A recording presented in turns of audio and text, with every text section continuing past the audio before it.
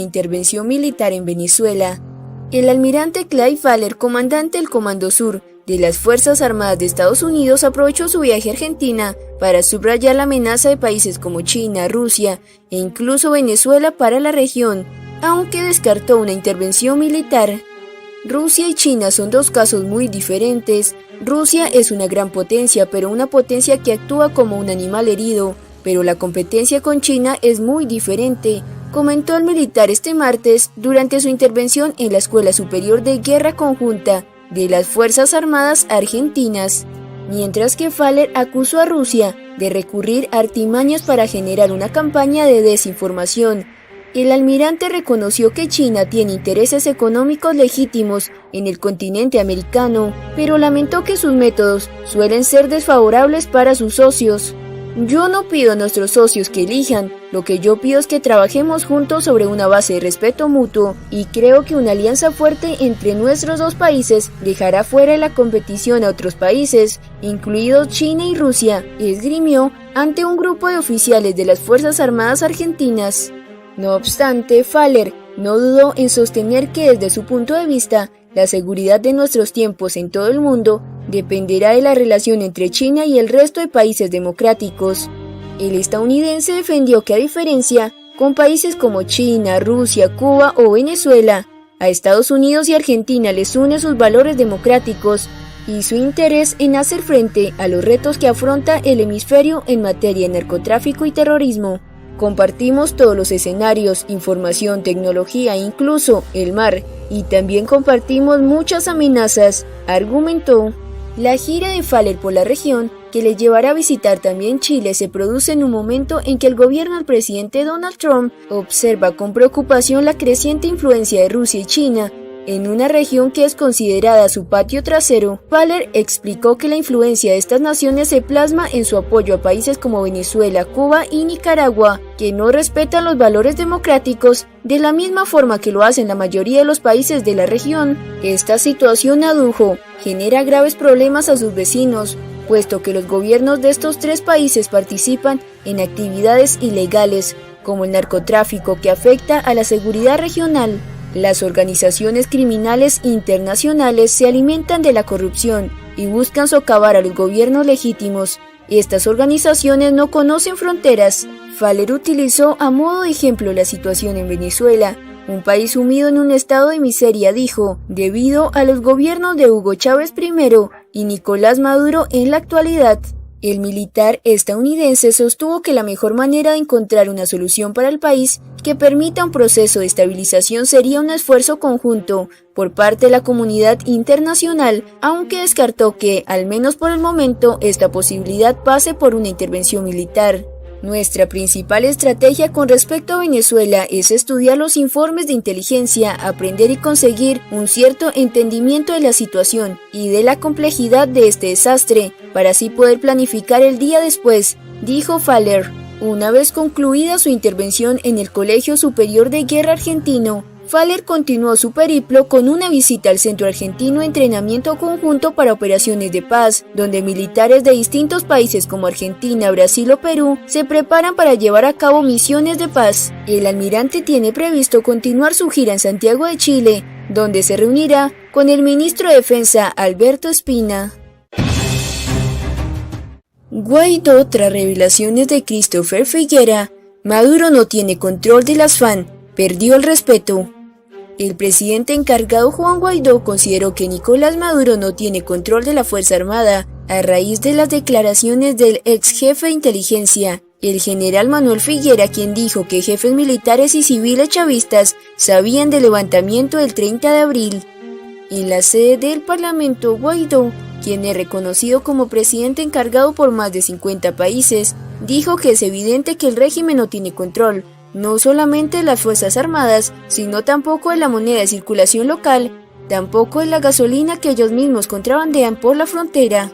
Figuera, quien dirigió el Servicio Bolivariano de Inteligencia SEBIN y está bajo protección en Estados Unidos, confirmó al diario The Washington Post su vinculación con el fallido levantamiento militar del 30 de abril, así como la participación de altos cargos militares y civiles del chavismo.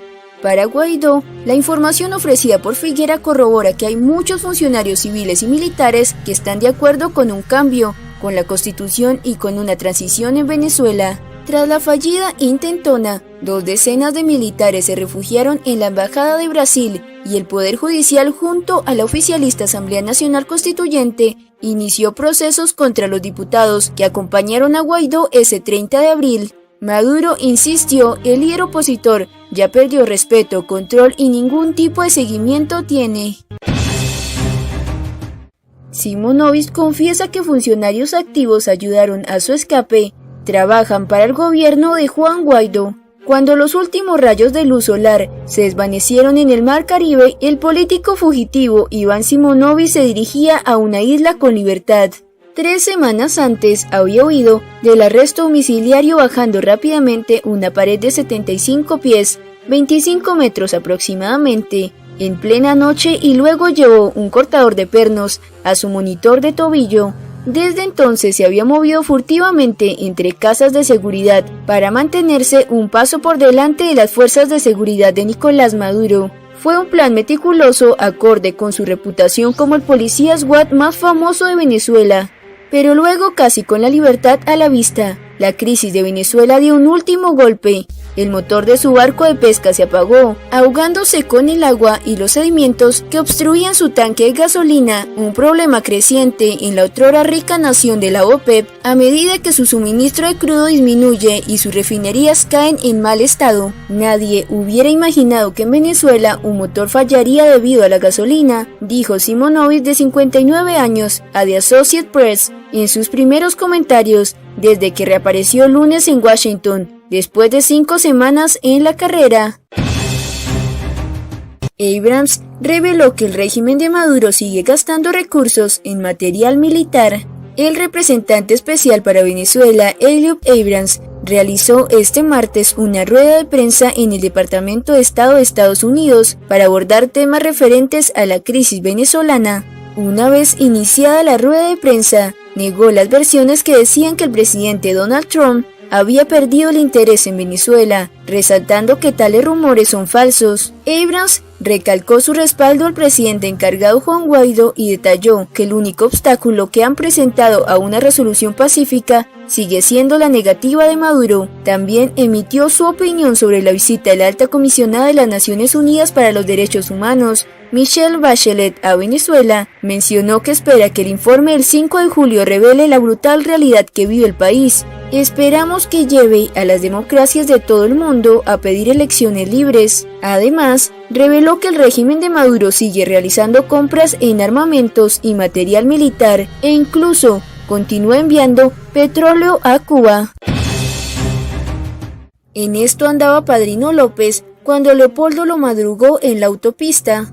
Manuel Ricardo Christopher Figuera, ex jefe del Servicio Bolivariano de Inteligencia SEBIN, ofreció nuevas declaraciones con respecto a varios integrantes del régimen que encabeza Nicolás Maduro, en las cuales dio a conocer detalles relacionados con los hechos del pasado 30 de abril, que seguramente la dictadura no querría que fueran revelados. Figuera, quien luego de ese último día de abril huyó a Colombia para evitar represalias en su contra, relató que en medio de la planificación prevista para esa fecha, Vladimir Padrino López y Michael Moreno ideaban las estrategias para voltear el Tribunal Supremo de Justicia y restituir el orden constitucional en Venezuela con la salida de Maduro. Figuera aseveró que días previos al 30 de abril se reunieron Moreno y Padrino para terminar de coordinar todo lo que iban a hacer para ejecutar la planificación que venían desarrollando por meses. Entre las revelaciones del exfuncionario del SEBIN hubo una que llamó poderosamente la atención, la cual está relacionada directamente con Padrino López. En este sentido, Figuera indicó que llamó a Padrino López al día siguiente para asegurarse de que el jefe de la defensa todavía estaba siendo parte de dicho plan, pero en el momento que intentó comunicarse con él, Padrino López estaba viendo Avengers Endgame, por lo que no era momento de hablar para él. Colombia está llegando al límite en recepción de venezolanos. La crisis de Venezuela, la situación en Nicaragua, la crisis migratoria y la situación de derechos humanos en Colombia son algunos de los temas que se abordarán en la Asamblea General de la Organización de Estados Americanos, que se realiza en Medellín del 26 al 28 de junio, así lo reseñó eltiempo.com. De estos, el asunto venezolano es el más coyuntural para la región, según Luis Almagro, secretario general de la OEA, por las implicaciones no solo en este país, sino en el resto de naciones que están recibiendo a los migrantes. Almagro dialogó con El Tiempo sobre los retos de la OEA para mitigar la crisis, las estrategias planteadas y las consecuencias en caso de que empeore la situación del país vecino.